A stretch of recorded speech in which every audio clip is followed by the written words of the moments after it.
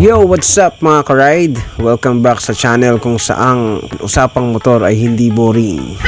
At ngayon, susubukan natin ang bagong-bago at pasabog na Honda Giorno Plus 2025. Tara, ikambyo na natin to.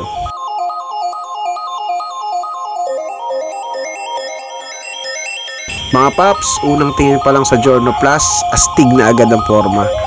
Ang LED lights may pagka-futuristic. Bagong decals, suwabe. Di mo aakalain na pang entry level ang presyo nito. Pang premium ang dating kasi. Under the seat, naka 125cc. ESP Plus ang engine nito. Fuel efficient na, kaya tipid sa konsumo. Hindi tinipid sa arangkada, may enhanced smart power at idling stop system. Kaya sa traffic, relax ang makina. Pang city at pang probinsya, kayang-kaya.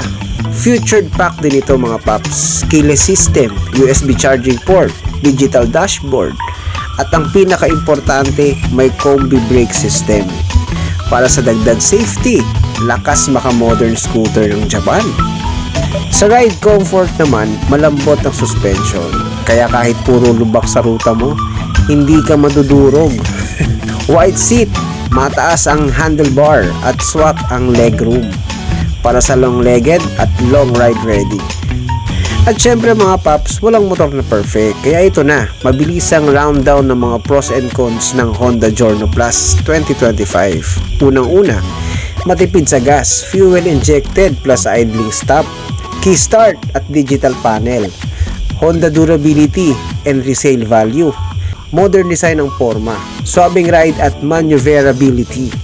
Ang cons naman, walang ABS pero may combi brake system naman. Medyo maliit ang underseat, hindi kasya ang full face helmet. Mas mahal ng konti kaysa sa ibang 125cc competitors. Hindi pang bundok ang power pero solid sa city ride. Kaya kung commuter ka na gusto mo ng style, comfort at fuel economy, panalo pa rin to. Pero kung hanap mo ay pangharabas o long distance high speed ride, baka gusto mo ng mas mataas na displacement. O mga ka-ride, sulit ba ang Honda Giorno Plus 2025? Oo naman.